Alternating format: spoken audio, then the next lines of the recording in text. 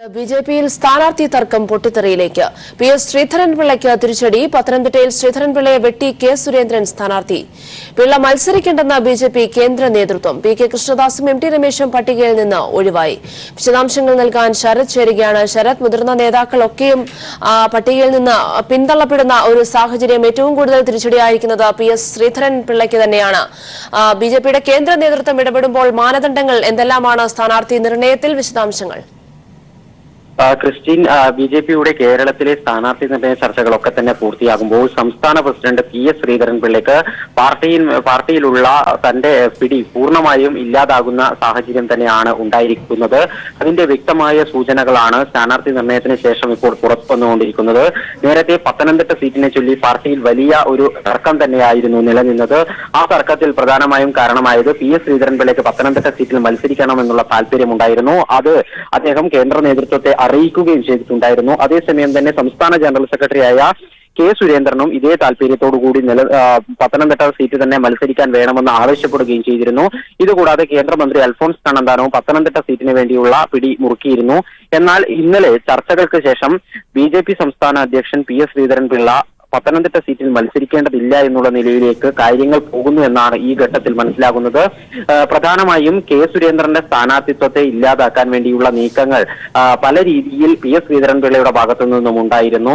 തൃശൂർ സീറ്റിൽ തുഷാർ വെള്ളാപ്പള്ളിയെ തന്നെ മത്സരിപ്പിച്ചുകൊണ്ട് തൃശൂർ സീറ്റ് നേരത്തെ സുരേന്ദ്രൻ മത്സരിക്കാൻ താല്പര്യപ്പെട്ട മറ്റൊരു സീറ്റായിരുന്നു. അവിടെ തുഷാർ വെള്ളാപ്പള്ളിയെ മത്സരിപ്പിക്കാൻ തീരുമാനിച്ചുകൊണ്ട് പി എസ് ശ്രീധരൻപിള്ള പത്തനംതിട്ടയിൽ മത്സരിച്ച് പൂർണ്ണമായും കെ സുരേന്ദ്രന്റെ സ്ഥാനാർത്ഥിത്വം റദ്ദാക്കാനുള്ള നീക്കമായിരുന്നു പി എസ് ശ്രീധരൻപിള്ളയുടെ ഭാഗത്തു നിന്നും ഉണ്ടായത്. എന്നാൽ ആ നീക്കത്തിനാണ് ഇപ്പോൾ പി എസ് ശ്രീധരൻപിള്ളയ്ക്ക് തിരിച്ചടിയേറ്റിരിക്കുന്നത്. തന്റെ സംസ്ഥാന പ്രസിഡന്റ് എന്നുള്ള നിലയിൽ തന്റെ വാക്കിന് വില കേന്ദ്ര നേതൃത്വം നൽകാത്ത ഒരു അവസ്ഥയാണ് പി എസ് ശ്രീധരൻപിള്ളയെ സംബന്ധിച്ചിടത്തോളം ഇപ്പോൾ ഉണ്ടായിരിക്കുന്നത്. ശ്രീധരൻപിള്ള നിർദ്ദേശിച്ചിട്ടുള്ള പലയിടങ്ങളിലും പല മണ്ഡലങ്ങളിലും ആ ഒരു സാധ്യതകളെ പരിഗണിക്കാത്ത സാഹചര്യമാണ് ഉള്ളത്. അതിന് പ്രധാനമായ കാരണം എന്ന് പറയുന്നത് ഈ പത്തനംതിട്ട സീറ്റ് തന്നെയാണ്. പത്തനംതിട്ട സീറ്റിൽ തനിക്ക് പകരം, അതായത് പി എസ് ശ്രീധരൻപിള്ളയ്ക്ക് പകരമായി മറ്റൊരു ഓപ്ഷൻ കേന്ദ്ര നേതൃത്വം തേടുന്നുണ്ട് എങ്കിൽ അവിടെ അൽഫോൺസ് കണ്ണന്താനത്തെ മത്സരിപ്പിക്കണമെന്നുള്ള ഒരു നിർദ്ദേശമായിരുന്നു പി എസ് ശ്രീധരൻപിള്ള മുന്നോട്ട് വെക്കാൻ വേണ്ടി ശ്രമിച്ചത്. കാരണം അങ്ങനെയാണെങ്കിലും കെ സുരേന്ദ്രന് പത്തനംതിട്ട സീറ്റ് ലഭിക്കാതെ പോകും. പക്ഷേ ആ ഒരു പരിഗണന ശ്രീധരൻപിള്ളയുടെ ആ ഒരു നിർദ്ദേശത്തോട് യാതൊരു അനുകൂലമായ നിലപാടും കേന്ദ്ര നേതൃത്വത്തിന്റെ ഭാഗത്തു നിന്നും ഉണ്ടായില്ല. മറിച്ച് അൽഫോൺസ് കണ്ണന്താനത്തെ എറണാകുളത്ത് മത്സരിപ്പിക്കാനുള്ള ആലോചനയിലേക്കാണ് ഇപ്പോൾ കേന്ദ്ര നേതൃത്വം നീങ്ങുന്നത്. നിലവിലെ സാഹചര്യത്തിൽ പത്തനംതിട്ട സീറ്റ് കിട്ടിയില്ല എങ്കിൽ അൽഫോൺസ് കണ്ണന്താനം ചെറിയ പ്രതിഷേധങ്ങൾ ഉറപ്പായും ഉണ്ടാക്കും. ആ ഒരു സാധ്യതകളാണ് കാണുന്നത്. കാരണം കഴിഞ്ഞ ദിവസവും അദ്ദേഹം തന്റെ പ്രസ്താവനയിലൂടെ വ്യക്തമാക്കിയിട്ടുണ്ടായിരുന്നത് ഈ രീതിയിൽ ബിജെപിയിൽ സീറ്റ് നിർണയത്തിൽ ഇപ്പോഴും അനിശ്ചിതത്വങ്ങൾ തുടരുന്ന സാഹചര്യത്തിൽ കെ സുരേന്ദ്രനാണ് പത്തനംതിട്ടയിൽ ഇപ്പോൾ സാധ്യത കൽപ്പിക്കപ്പെടുന്നത്. പി എസ് ശ്രീധരൻപിള്ളയെ വെട്ടിയാണ് കെ സുരേന്ദ്രൻ സ്ഥാനാർത്ഥി തലത്തിലേക്ക് എത്തിയിരിക്കുന്നത്. വിശദാംശങ്ങൾ നൽകിയത് ശരത്താണ്. വയനാട് വടകര സീറ്റുകളെ ചൊല്ലി കോൺഗ്രസിൽ തർക്കം തീർന്നിട്ടില്ല. ആറ്റിങ്ങൽ, ആലപ്പുഴ എന്നീ 2 മണ്ഡലങ്ങളിൽ മാത്രമാണ് ഔദ്യോഗികമായി സ്ഥാനാർത്ഥി പ്രഖ്യാപനം ഉണ്ടായത്. ആറ്റിങ്ങലിൽ അടൂർ പ്രകാശ്, ആലപ്പുഴയിൽ ഷാനിമോൾ ഉസ്മാൻ എന്നിവരാണ് സ്ഥാനാർത്ഥികൾ. വടകരയിൽ കെ മുരളീധരനും വയനാട്ടിൽ ടി സിദ്ദിഖും മത്സരിക്കുമെന്നാണ് വാർത്തകൾ വന്നതെങ്കിലും ഔദ്യോഗികമായി പ്രഖ്യാപിക്കാതെ സ്ഥാനാർത്ഥി പ്രഖ്യാപനം നീളുകയാണ്. വിശദാംശങ്ങൾ നൽകാൻ സന്തോഷ് സർലിംഗ് ചേരുകയാണ്. സന്തോഷ്, വടകരയും വയനാടും കോൺഗ്രസിനെ സംബന്ധിച്ചിടത്തോളം സ്ഥാനാർത്ഥി നിർണയത്തിൽ ഒരു അനിശ്ചിതത്വം, ആശങ്കകൾ നീളുന്നത് ഈ 2 മണ്ഡലങ്ങളിലുമാണ്. ഏത് തരത്തിലാണ് ഇപ്പോൾ ഈ ഒരു സ്ഥാനാർത്ഥി പ്രഖ്യാപനം ഔദ്യോഗികമായി വൈകുന്നതിനുള്ള സാഹചര്യങ്ങൾ എന്തൊക്കെയാണ്? വിശദാംശങ്ങൾ.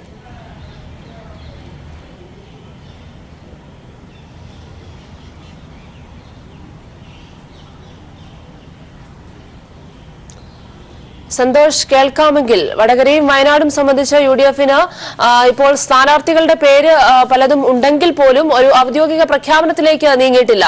എന്തുകൊണ്ടാണ് ഇത്തരത്തിലൊരു താമസം സംഭവിക്കുന്നത്? വിശദാംശങ്ങൾ. സന്തോഷിലേക്ക് വളരെ പെട്ടെന്ന് തന്നെ ചേരാമെന്നാണ് പ്രതീക്ഷിക്കുന്നത്. വയനാട് വടകര സീറ്റുകളെ ചൊല്ലി കോൺഗ്രസിൽ ഇപ്പോഴും തർക്കം തുടരുകയാണ്. ആറ്റിങ്ങൽ, ആലപ്പുഴ എന്നീ 2 മണ്ഡലങ്ങളിൽ മാത്രമാണ് ഔദ്യോഗിക സ്ഥാനാർത്ഥി പ്രഖ്യാപനമുണ്ടായത്. കോൺഗ്രസ് സ്ഥാനാർത്ഥികളെ ഔദ്യോഗികമായി പ്രഖ്യാപിക്കാത്ത കേരളത്തിലെ 4 മണ്ഡലങ്ങളിൽ 2 മണ്ഡലങ്ങളിലാണ് ഇപ്പം ഔദ്യോഗിക പ്രഖ്യാപനമുണ്ടായിരിക്കുന്നത്. ആറ്റിങ്ങലിൽ അടൂർ പ്രകാശും ആലപ്പുഴയിൽ ഷാനിമോൾ ഉസ്മാൻ എന്നിവരുമാണ് സ്ഥാനാർത്ഥികളാവുക. വടകരയിൽ കെ മുരളീധരനും വയനാട്ടിൽ ടി സിദ്ദിഖും മത്സരിക്കുമെന്ന് അഭ്യൂഹങ്ങൾ വരുന്നുവെങ്കിലും ഔദ്യോഗികമായ ഒരു പ്രഖ്യാപനം ഇതുവരെയും ഉണ്ടായിട്ടില്ല. AI ഗ്രൂപ്പുകൾ തമ്മിലുള്ള തർക്കവും ഭിന്നതകളും ഇപ്പോഴും രൂക്ഷമായി തന്നെ തുടരുന്ന സാഹചര്യത്തിൽ യുഡിഎഫിനുള്ളിൽ, കോൺഗ്രസിനുള്ളിൽ സ്ഥാനാർത്ഥി പ്രഖ്യാപനം സംബന്ധിച്ച് ധാരാളം ആശങ്കകളുണ്ട്. ഇന്നലെ അർദ്ധരാത്രി വന്ന പട്ടികയിലും വടകര, വയനാട് മണ്ഡലങ്ങളിലെ സ്ഥാനാർത്ഥികളുടെ കാര്യത്തിൽ ഒരു പ്രഖ്യാപനം അല്ലെങ്കിൽ തീരുമാനം ഉണ്ടായിരുന്നില്ല. അതേസമയം വടകരയിൽ പി ജയരാജന് എതിരായി കെ മുരളീധരൻ മത്സരിക്കും എന്ന തരത്തിലുള്ള അഭ്യൂഹങ്ങളും റിപ്പോർട്ടുകളും പുറത്തുവരുമ്പോഴും കോൺഗ്രസിന്റെ ഭാഗത്തുനിന്ന് ഒരു ഔദ്യോഗിക പ്രഖ്യാപനം ഇതുവരെയും ഉണ്ടായിട്ടില്ല. വിശദാംശങ്ങൾ നൽകാൻ സന്തോഷ് ചേരുകയാണ്. സന്തോഷ്, വടകരയും വയനാടുമാണ് കോൺഗ്രസിനെ സംബന്ധിച്ചിടത്തോളം ഇപ്പോൾ പ്രതിസന്ധിയായി തന്നെ നിൽക്കുന്നത്. സ്ഥാനാർത്ഥികൾ ഇന്നവരാണ് എന്ന തരത്തിലുള്ള അഭ്യൂഹങ്ങൾ പുറത്തു വരുമ്പോഴും ഒരു ഔദ്യോഗിക പ്രഖ്യാപനത്തിലേക്ക് നീളുന്നില്ല. ഈ ഒരു സാഹചര്യം, ഈ ഒരു താമസമുണ്ടാകാനുള്ള കാരണം എന്താണ്? വിശദാംശങ്ങൾ. ക്രിസ്റ്റീന, അതൊരു പ്രധാനപ്പെട്ട വിഷയമാണ്. വടകരയും വയനാടും സ്ഥാനാർത്ഥികളെ ഏകദേശം പ്രഖ്യാപിച്ചു, ധാരണയായി എന്ന തരത്തിലുള്ള അഭ്യൂഹങ്ങൾ കോൺഗ്രസ് കേന്ദ്രങ്ങളിൽ നിന്ന് വരുന്നുണ്ട്. പക്ഷേ ഹൈക്കമാൻഡ് വൃത്തങ്ങൾ ഇക്കാര്യത്തിൽ ഇപ്പോഴും ആശയക്കുഴപ്പമാണ്. കേരളത്തിലെ കോൺഗ്രസ് നേതൃത്വം ഇക്കാര്യത്തിൽ ഒരു അന്തിമ തീരുമാനം അറിയിച്ചിട്ടില്ല എന്നാണ് അറിയിക്കുന്നത്. AI ഗ്രൂപ്പുകളുടെ പിടിവലി ഇപ്പോഴും വയനാട്, വടകര സീറ്റുകൾ തമ്മിൽ ഉണ്ട്. പ്രത്യേകിച്ച് വയനാട് സീറ്റ് I ഗ്രൂപ്പിന്റെ കൈവശമുള്ള സിറ്റിംഗ് സീറ്റാണ്. അത് A ഗ്രൂപ്പിന് വിട്ടു നൽകി ടി സിദ്ദിഖിനെ മത്സരിപ്പിക്കണം എന്നതായിരുന്നു ഉമ്മൻചാണ്ടിയുടെ ആവശ്യം. ഈ ആവശ്യം മുല്ലപ്പള്ളിയുടെ വസതിയിൽ വെച്ച്, ഡൽഹിയിലെ വസതിയിൽ വെച്ച് നടന്ന ചർച്ചയിൽ അംഗീകരിക്കപ്പെട്ടുവെന്നും ഇതിൽ പ്രതിഷേധിച്ച് രമേശ് ചെന്നിത്തല ഇറങ്ങിപ്പോയി എന്നുമായിരുന്നു നേരത്തെ വന്ന വാർത്തകൾ. പക്ഷേ രമേശ് ചെന്നിത്തല ഈ പ്രതിഷേധിച്ച് ഇറങ്ങിപ്പോയെങ്കിൽ പോലും കേരളത്തിലെ I ഗ്രൂപ്പ് ഇതിന് പൂർണ്ണമായും അംഗീകാരം നൽകിയിട്ടില്ല. ഉമ്മൻചാണ്ടിയുടെ വാശിക്ക് രമേശ് ചെന്നിത്തല കീഴടങ്ങി എന്നാണ് I ഗ്രൂപ്പ് കരുതുന്നത്. അതാണ് വയനാട് വീണ്ടും ടി സിദ്ദിഖിനെ മത്സരിപ്പിച്ചാൽ അത് വലിയൊരു പ്രതിഷേധത്തിലേക്ക് I ഗ്രൂപ്പിന്റെ ഭാഗത്തു നിന്ന് പോകും. ഇന്നലെ വൈകുന്നേരത്തോടു കൂടിയാണ് വീണ്ടും ഇത് ചർച്ചകളിലേക്ക് വന്നത്. അങ്ങനെ ഹൈക്കമാൻഡ് വയനാട് പ്രഖ്യാപിക്കുന്നത് നിർത്തിവെച്ചു. വടകരയിൽ സ്ഥാനാർത്ഥിയെ പ്രഖ്യാപിച്ചിട്ടുണ്ട്, അത് I വിഭാഗക്കാരനാണ്. പക്ഷേ ഏറ്റവും പ്രധാനപ്പെട്ട ഒരു പ്രശ്നം, വയനാട് പ്രഖ്യാപിക്കാതെ വടകരയിലേക്ക് പോകാനാകില്ല. അതായത് വയനാട് I ഗ്രൂപ്പിന് തന്നെ വീണ്ടും വിട്ടു നൽകിയാൽ വടകരയിലും സ്ഥാനാർത്ഥികളിൽ മാറ്റം വരുത്തേണ്ടി വരും എന്ന ചർച്ചകൾ ഇപ്പോൾ ധാരാളമുണ്ട്. പക്ഷെ വടകരയിൽ മാറ്റം വരുത്തിയാൽ ഇനി മലബാർ മേഖലയിലെ മുഴുവൻ ഘടകകക്ഷികൾ അടക്കമുള്ളവർ എതിർപ്പുമായി രംഗത്തെത്തും. ഏറെ ഒത്തുതീർപ്പ് സ്ഥാനാർത്ഥി എന്ന നിലയിലാണ് മുരളീധരനെ അവിടെ കൊണ്ടുവന്നത്. സ്വാഭാവികമായി അതിൽ മാറ്റം വന്നാൽ ഇനി ഒരു പ്രശ്നത്തിലേക്ക് പോകും. മുഴുവൻ സ്ഥാനാർത്ഥി നിർണയത്തിലെയും കാര്യമായി തന്നെ ബാധിക്കുകയും ചെയ്യും. എന്തായാലും ഇപ്പോൾ ഒരു സാങ്കേതിക പ്രശ്നമായി ചൂണ്ടിക്കാണിക്കുന്നത് കേന്ദ്ര തെരഞ്ഞെടുപ്പ് സമിതി യോഗം ഇന്ന് ഹൈക്കമാൻഡിനുണ്ട്. ആ യോഗത്തിൽ ഈ 2 സീറ്റുകളുടെ കാര്യത്തിൽ ധാരണയിലെത്തും. രാത്രിയോടുകൂടി പ്രഖ്യാപനം ഉണ്ടാകും എന്നാണ്. ഉച്ചയ്ക്ക് 2 മണിയോടുകൂടി KPCC അധ്യക്ഷൻ മുല്ലപ്പള്ളി രാമചന്ദ്രൻ മാധ്യമങ്ങളെ കാണാം എന്നറിയിച്ചിട്ടുണ്ട്. ഇത് സംബന്ധിച്ചുള്ള ആശയക്കുഴപ്പങ്ങളോട് അദ്ദേഹം പ്രതികരിക്കും എന്നാണ് പ്രതീക്ഷിക്കുന്നത്. ക്രിസ്റ്റീന, വിശദാംശങ്ങൾ നൽകിയത് സന്തോഷാണ്. ഗോവ നിയമസഭയിൽ ഇന്ന് അവിശ്വാസ വോട്ടെടുപ്പ്. മുഖ്യമന്ത്രി മനോഹർ പരീഖറിന്റെ മരണത്തെ തുടർന്ന് കഴിഞ്ഞ ദിവസം പ്രമോദ് സാവന്ത് മുഖ്യമന്ത്രിയായും സുദിൻ ധവാലിക്കർ, വിജയ് സർദേശായി എന്നിവർ ഉപമുഖ്യമന്ത്രിമാരായും സത്യപ്രതിജ്ഞ ചെയ്ത് അധികാരമേറ്റിരുന്നു. ഇതിനിടെ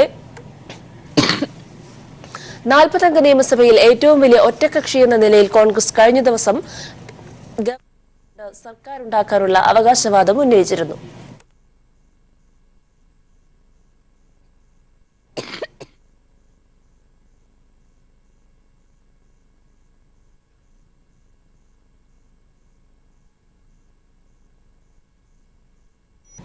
മഹാത്മാഗാന്ധി ഗ്രാമീണ തൊഴിലുറപ്പ് പദ്ധതിയിൽ കേരളത്തിന് കുടിശ്ശികയായി കിട്ടാനുള്ള തുക എത്രയും പെട്ടെന്ന് അനുവദിക്കണമെന്ന് ആവശ്യപ്പെട്ട് മുഖ്യമന്ത്രി പിണറായി വിജയൻ പ്രധാനമന്ത്രി നരേന്ദ്രമോദിക്ക് കത്തയച്ചു.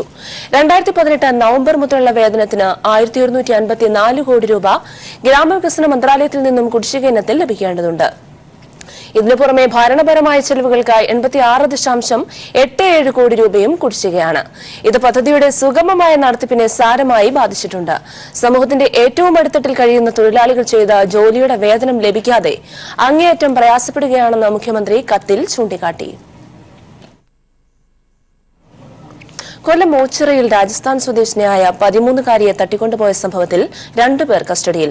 മുഖ്യപ്രതി പെൺകുട്ടിയുമായി ബംഗളൂരുവിലേക്ക് കടന്നുവെന്നും സൂചനയുണ്ട്. കൂട്ടുപ്രതികൾ എറണാകുളം റെയിൽവേ സ്റ്റേഷൻ വരെ ഇവരെ അനുഗമിച്ചതിനുള്ള തെളിവുകൾ പോലീസിന് ലഭിച്ചു. ട്രെയിൻ ടിക്കറ്റുകൾ സംബന്ധിച്ച വിവരങ്ങൾ ലഭിച്ചെന്നും പോലീസിന്റെ സ്ഥിരീകരണം. ഓച്ചിറ വലിയ കുളങ്ങരയിൽ താമസിച്ചിരുന്ന രാജസ്ഥാൻ സ്വദേശികളായ കുടുംബത്തിലെ പെൺകുട്ടിയെ ഇന്നലെ വൈകിട്ടാണ് തട്ടിക്കൊണ്ടുപോയത്. ഇന്നലെ രാത്രി 10:30യോടെ വീട്ടിൽ അതിക്രമിച്ചു കയറിയ സംഘം പിതാവിനെ മർദ്ദിച്ച ശേഷം കുട്ടിയെ തട്ടിക്കൊണ്ടുപോയെന്നായിരുന്നു പരാതി.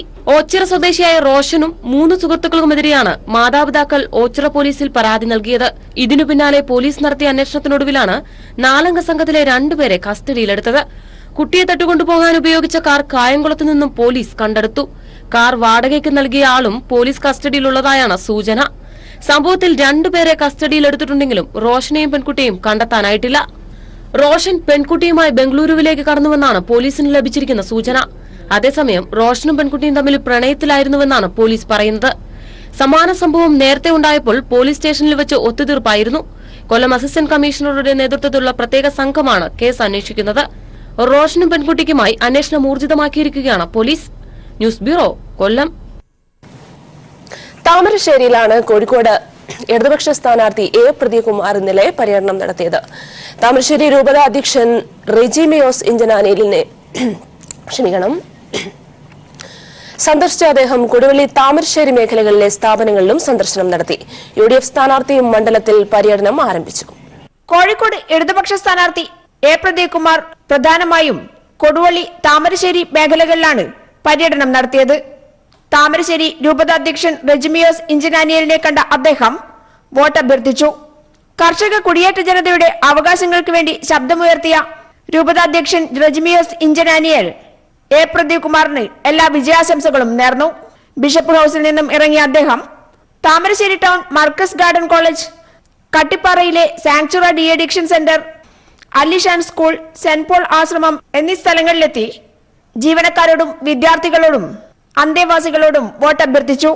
വൈകുന്നേരത്തോടെ കുടുംബയോഗങ്ങൾ കേന്ദ്രീകരിച്ചാണ് എ പ്രദീപ്കുമാർ പര്യടനം നടത്തിയത്. സ്ത്രീകളും കുട്ടികളും അടങ്ങുന്ന ഒരു വലിയ സംഘം തന്നെ എ പ്രദീപ്കുമാറിനെ വരവേൽക്കാൻ കുടുംബയോഗങ്ങളിൽ എത്തിയിരുന്നു. അതേസമയം MES ക്രിസ്ത്യൻ കോളേജ്, JDT എന്നിവിടങ്ങളിലെ വിദ്യാർത്ഥികളെയാണ് UDF സ്ഥാനാർത്ഥി MK രാഘവൻ ഇന്ന് സന്ദർശിച്ചത്.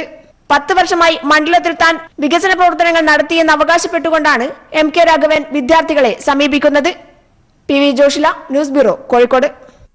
തെരഞ്ഞെടുപ്പ് ഇനി ഉണ്ടാവില്ല എന്ന സാക്ഷി മഹാരാജിന്റെ പ്രഖ്യാപനം ജനാധിപത്യത്തിന് ഭീഷണിയാണെന്ന് KR മീര. ഇനി ശരിയായ പക്ഷത്ത് നിന്നില്ല അല്ലെങ്കിൽ തിരുത്താൻ പറ്റാത്ത തെറ്റാകുമെന്നും മീര പറഞ്ഞു. അധികാരം ഉപയോഗിച്ച് ജനാധിപത്യത്തെ കശാപ്പു ചെയ്യുന്നവരെ ആരാച്ചാർ എന്ന് പറയാമെന്നും മീര വ്യക്തമാക്കി. ആരാച്ചാർ എന്ന കഥയിലൂടെ ഒരു പെൺകുട്ടി അനുഭവിക്കേണ്ടി വരുന്ന പ്രശ്നങ്ങളും രാജ്യത്തിനുണ്ടായിരിക്കുന്ന മാറ്റങ്ങളും നമുക്ക് പറഞ്ഞു തന്ന ചെറുകഥാകൃത്ത് കൂടിയാണ് KR മീര. ഇപ്പോൾ KR മീര നമ്മളോടൊപ്പമുണ്ട്. ഇന്ന് രാജ്യത്തിന്റെ അവസ്ഥ ആ പറയുന്ന കഥയുമായിട്ട് ബന്ധപ്പെട്ടുള്ളതാണോ? എന്താണ് സാംസ്കാരിക രംഗം നേരിടുന്ന ഒരു ഭീഷണി കൂടി? രാജ്യം ഇന്ന് നേരിടുന്ന ഏറ്റവും വലിയ വെല്ലുവിളി എന്ന് പറയുന്നത് കഴിഞ്ഞ ദിവസം രാജ്യം ഭരിക്കുന്ന പാർട്ടിയുമായി ബന്ധപ്പെട്ട് നിൽക്കുന്ന ഒരു നേതാവിൻ്റെ അഭിപ്രായ പ്രകടനമാണ്. അതായത് അവരിനിയും ജയിച്ചാൽ ഇവിടെ ഇനി ഇലക്ഷന് ആവശ്യമില്ല അല്ലെങ്കിൽ നടക്കുകയില്ല എന്നർത്ഥം വരുന്ന രീതിയിൽ. അപ്പോൾ അത് വളരെ ഭീകരമായൊരവസ്ഥയാണ്. ജനാധിപത്യത്തിൻ്റെ അവസാനത്തെ ആശ്രയമാണ് ഓരോ തിരഞ്ഞെടുപ്പും എന്നുള്ളതുകൊണ്ട് എഴുത്തുകാർക്ക് അതിൽ നിന്ന് ഒഴിഞ്ഞു നിൽക്കാൻ സാധിക്കുകയില്ല എന്ന് ഞാൻ വിചാരിക്കുന്നു. എൻ്റെ രചനകളിലൂടെ ഞാൻ എപ്പോഴും ആവർത്തിച്ച് പറയാൻ ശ്രമിച്ചിട്ടുള്ളത് ഇങ്ങനെ ജനാധിപത്യ ബോധം നാം സ്വാംശീകരിക്കണം എന്നതാണ്. അതുകൊണ്ട് ഈ തെരഞ്ഞെടുപ്പ് വളരെ പ്രധാനമാണ്. എഴുത്തുകാർക്ക് എപ്പോഴും ഹൃദയപക്ഷത്ത് മാത്രമേ ചേർന്ന് നിൽക്കാൻ സാധിക്കുകയുള്ളൂ. ഈ ആരാച്ചാർ എന്ന് പറയുന്ന ആ പദം ഇന്നത്തെ രാഷ്ട്രീയ കാലഘട്ടത്തിൽ വളരെ പ്രാധാന്യം അർഹിക്കുന്നുണ്ടോ? ഇന്നത്തെ ഭരണകൂടം എല്ലാ കാലത്തും അധികാരത്തിൻ്റെ അധീശത്വത്തിൻ്റെ പ്രതീകമായി നിൽക്കുന്ന ഒരു വലിയ ശ്രേണിയുടെ അങ്ങേയറ്റത്തെ ഏറ്റവും താഴത്തെ തട്ടിൽ നിൽക്കുന്ന ആളാണ് ആരാച്ചാർ. അതുകൊണ്ട് അധികാരത്തെ കുറിക്കുന്നത് എന്തും അതുമായി ബന്ധപ്പെട്ടതാണ്. ഭരണകൂട ഭീകരതയാണ് ഇവിടെ KR മീര ആരാച്ചാർ എന്ന് വിളിച്ച് അവരുടെ പ്രതിഷേധം രേഖപ്പെടുത്തുന്നത്. KR മീരയ്ക്കും ക്യാമറമാൻ പ്രമോദ് പന്തിയോടിനൊപ്പം രാജ്കുമാർ. കോട്ടയം പാർലമെന്റ് മണ്ഡലത്തിലെ ഉഴവൂർ ഗ്രാമപഞ്ചായത്തിൽ UDF ഘടകകക്ഷിയായ കേരള കോൺഗ്രസും BJPയുമായിട്ടാണ് അധികാരം പങ്കിടുന്നത്. BJPയുമായി സഖ്യം തുടരുമ്പോൾ കോൺഗ്രസും ഈ അവിശുദ്ധ കൂട്ടുകെട്ടിനെ നിശബ്ദരായി പിന്തുണയ്ക്കുകയാണ്. BJP സഖ്യം തുടരുന്നതിൽ അനൌചിത്യം തോന്നാത്ത കേരള കോൺഗ്രസ് എമ്മിനെ കൊണ്ട് കോൺഗ്രസ് എങ്ങനെയാണ് പാർലമെന്റ് തെരഞ്ഞെടുപ്പിൽ BJPയെ നേരിടാൻ പോകുന്നതെന്നാണ് ഉയരുന്ന ചോദ്യം. 13 അംഗ ഉഴവൂർ പഞ്ചായത്തിൽ UDFിലെ കേരള കോൺഗ്രസ് എമ്മിന് 4 കോൺഗ്രസിന് 3 അംഗങ്ങളുണ്ട്. പക്ഷേ ഭരിക്കാനുള്ള ഭൂരിപക്ഷമുണ്ടായിട്ടും BJP അംഗത്തെ വൈസ് പ്രസിഡന്റാക്കി കൂടെ കൂട്ടിയാണ് ഇപ്പോഴത്തെ ഭരണം. ആദ്യ 2 വർഷം കോൺഗ്രസിന് പ്രസിഡന്റും കേരള കോൺഗ്രസ് എമ്മിന് വൈസ് പ്രസിഡന്റും സ്ഥാനങ്ങൾ നൽകി. പിന്നീടാണ് രഹസ്യധാരണയിലൂടെ BJPയെ കൂടി മാണി വിഭാഗം ഭരണസമിതിയിൽ എത്തിച്ചത്. BJPയുമായുള്ള മാണിയുടെ രഹസ്യധാരണയെ തള്ളിപ്പറയാൻ കോൺഗ്രസ് നേതൃത്വം തയ്യാറാകാത്തതിനാൽ പ്രാദേശിക കോൺഗ്രസ് നേതൃത്വം വിട്ടിലായിരിക്കുകയാണെന്ന് ഉഴവൂർ മണ്ഡലം പ്രസിഡന്റ് KS ജോമോൻ പറഞ്ഞു. ഞങ്ങൾക്ക് പ്രതിസന്ധിയുണ്ട്, പക്ഷെ ഞങ്ങൾക്കും മറ്റൊരു ഓപ്ഷൻ ഇല്ല. ഞങ്ങൾക്ക് ഇത് ചുമന്നേ കഴിയൂ. അങ്ങനെ ഒരു ഗതികേടിന്റെ അവസ്ഥ പലപ്പോഴും ഉണ്ട്. തദ്ദേശ ഭരണത്തിന്റെ അവസാന ലാപ്പിൽ BJPക്ക് പ്രസിഡന്റ് സ്ഥാനവും കേരള കോൺഗ്രസ് എമ്മിന് വൈസ് പ്രസിഡന്റ് സ്ഥാനവും പരസ്പരം വച്ചുമാറാനാണ് സഖ്യത്തിന്റെ ഉടമ്പടി അനുസരിച്ചുള്ള ധാരണ. കോൺഗ്രസിനേക്കാൾ BJPക്ക് പ്രാധാന്യം കൊടുക്കുന്ന കേരള കോൺഗ്രസ് എമ്മിന്റെ പ്രതിനിധി വിജയിച്ചാൽ പാർലമെന്റിൽ BJPക്ക് ഒപ്പം ചേരില്ലേ എന്നാണ് പ്രാദേശിക കോൺഗ്രസ് പ്രവർത്തകർ ചോദിക്കുന്നത്. News bureau, Kottayam. തുഞ്ചന്റെ മണ്ണിൽ ആവേശം വിതറി പൊന്നാനിയിലെ LDF സ്ഥാനാർത്ഥി PV അൻവറിന്റെ പര്യടനം. മലയാളം സർവകലാശാല അടക്കമുള്ള ക്യാമ്പസുകളിൽ PV അൻവറിന് വിദ്യാർത്ഥികൾ നൽകിയത് ഊഷ്മള സ്വീകരണമായിരുന്നു. പൊന്നാനിയിൽ വികസനം പ്രധാന തെരഞ്ഞെടുപ്പ് വിഷയമാണെന്ന് PV അൻവർ പീപ്പിളിനോട് പറഞ്ഞു.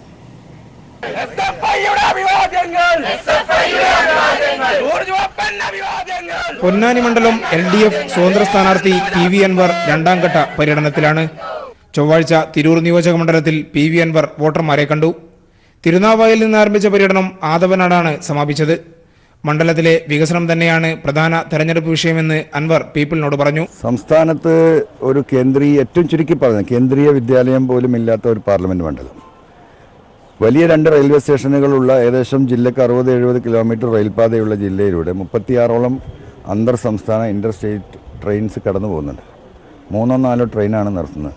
ആ ട്രെയിനിനെ പോലും നിർത്താൻ കഴിഞ്ഞില്ല. അതിനുള്ള താല്പര്യം പോലും മുമ്പുണ്ടായിരുന്ന ഇപ്പോൾ നിലവിലുള്ള MP അടക്കമുള്ളവർ താല്പര്യമെടുത്തില്ല എന്ന ജനങ്ങളുടെ പരാതി എത്രമാത്രം തെരഞ്ഞെടുപ്പ് കഴിഞ്ഞ് പാർലമെന്റിൽ എത്തിക്കഴിഞ്ഞാൽ ഈ മണ്ഡലത്തെയും ഈ ജനങ്ങളെയും അവർ അവഗണിക്കുന്നു എന്നതിൻ്റെ ഏറ്റവും വലിയ തെളിവാണ്.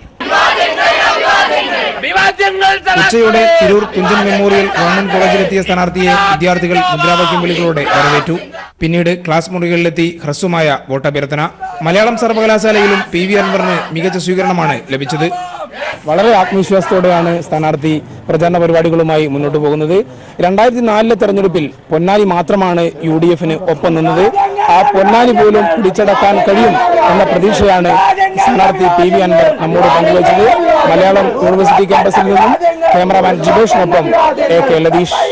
തെരഞ്ഞെടുപ്പിന്റെ മറവിൽ വ്യക്തിഹത്യയും കള്ളപ്രചരണവും നടത്തുന്നവർക്കെതിരെ നടപടിയെടുക്കണമെന്ന് CPIM ഇടുക്കി ജില്ലാ കമ്മിറ്റി ആവശ്യപ്പെട്ടു. സ്ഥാനാർത്ഥിയെയും നേതാക്കളെയും അവഹേളിച്ച് ഇമെയിൽ വഴി വ്യാജ സന്ദേശം പ്രചരിപ്പിച്ച സംഭവത്തിൽ ഇടതു നേതാക്കൾ ജില്ലാ പോലീസ് മേധാവിക്ക് പരാതിയും നൽകി. കട്ടപ്പന ചമ്പകപ്പാറ സ്വദേശി വിദേശത്തു നിന്നാണ് വ്യാജ പ്രചരണങ്ങൾ നടത്തുന്നത്. ഇടുക്കി ന്യൂസ് എന്ന ഇമെയിൽ വഴി LDF നേതാക്കൾക്കും സ്ഥാനാർത്ഥി അഡ്വക്കേറ്റ് ജോയ്സ് ജോർജിനുമെതിരെ കുപ്രചാരണങ്ങൾ പടച്ചുവിടുകയാണ്. 2014 തെരഞ്ഞെടുപ്പിലും വ്യാജവാർത്തകൾ പ്രചരിപ്പിച്ചിരുന്നു. CPIM ജില്ലാ കമ്മിറ്റിയുടെ ലെറ്റർ പാഡ് വ്യാജമായി നിർമ്മിച്ച വ്യക്തി ഇടുക്കി മെത്രാനെ വധിക്കാൻ സഹായം അഭ്യർത്ഥിച്ചുള്ള സന്ദേശമാണ് ഇപ്പോൾ പ്രചരിപ്പിച്ചിരിക്കുന്നത്. അപകീർത്തിപ്പെടുത്തുന്ന ഈ പ്രവർത്തനം നടക്കുന്നത് കോൺഗ്രസ്, യൂത്ത് കോൺഗ്രസ് നേതാക്കളുടെ പിന്തുണയോടെയാണെന്ന് CPIM ഇടുക്കി ജില്ലാ സെക്രട്ടേറിയറ്റ് അംഗം CV വർഗീസ് പറഞ്ഞു. ഇത് സംബന്ധിച്ച് ഞങ്ങൾ കഴിഞ്ഞ ദിവസം ജില്ലാ പോലീസ് സൂപ്രണ്ടിന് പെറ്റീഷൻ ചെയ്തിട്ടുണ്ട്. ഇത്തരം തെറ്റായ പ്രവണതകൾക്കെതിരെ ഞങ്ങൾ ഒരു പ്രതികരണം നമ്മുടെ നാട്ടിൽ ഉയർന്നു. ഇത്തരം സാമൂഹ്യ വിരുദ്ധന്മാരെ നമുക്ക് ഒറ്റപ്പെടുത്താൻ കഴിയും. രാഷ്ട്രീയത്തിനെ രാഷ്ട്രീയമായി നമുക്ക് നേരിടാൻ, രാഷ്ട്രീയ പ്രശ്നങ്ങളെ കാണാം. സംഭവത്തിൽ IT നിയമപ്രകാരം കേസെടുത്ത് അന്വേഷണം നടത്താൻ സംസ്ഥാന ഹൈടെക് സെല്ലിനും ജില്ലാ പോലീസ് മേധാവിക്കും ഇടത് നേതാക്കൾ പരാതി നൽകി. News bureau, Idukki.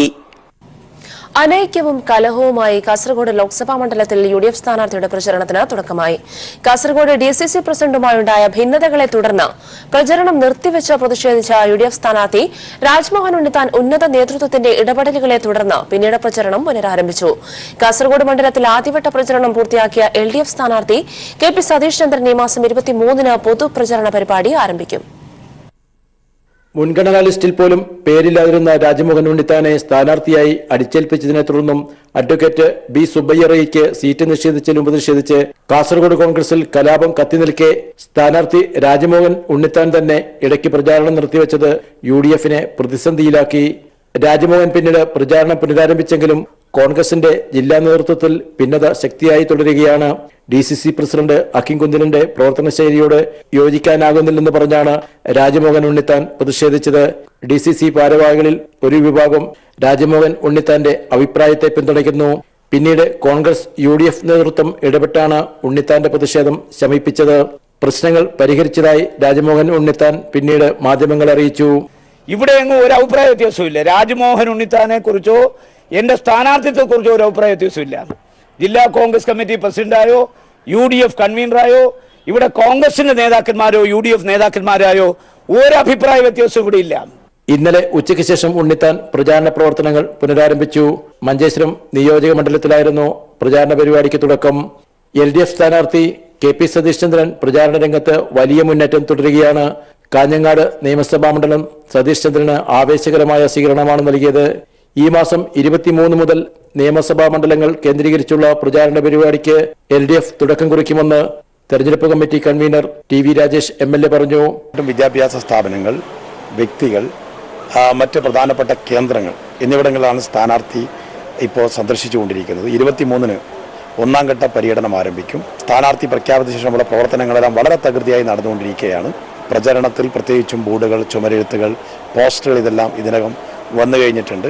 വലിയ ഒരു ആവേശമാണ് മണ്ഡലത്തിലുടനീളം കാണാൻ കഴിയുന്നത്. കാസർഗോഡ് ലോക്സഭാ മണ്ഡലത്തിൽ LDF-ന്റെ പ്രവർത്തനങ്ങൾ മികച്ച നിലയിൽ മുന്നേറുകയാണ്. UDF മണ്ഡലം കൺവെൻഷൻ 21-ന് കാഞ്ഞങ്ങാട്ട് നടക്കും. കാസർഗോഡ് കോൺഗ്രസിലെ ഗ്രൂപ്പ് വഴക്കുകൾ UDF സ്ഥാനാർത്ഥിയുടെ പ്രചാരണ പ്രവർത്തനങ്ങളെപ്പോലും മരവിപ്പിക്കുന്ന സ്ഥിതിവിശേഷത്തിലേക്ക് എത്തിച്ചിരിക്കുന്നു. ഇതിൽ നിരാശരാണ് UDF-ന്റെ പ്രവർത്തകരും കോൺഗ്രസ് പ്രവർത്തകരും. ക്യാമറാമാൻ ഷൈജു ബിലാത്രയ്ക്കൊപ്പം സണ്ണി ജോസഫ്.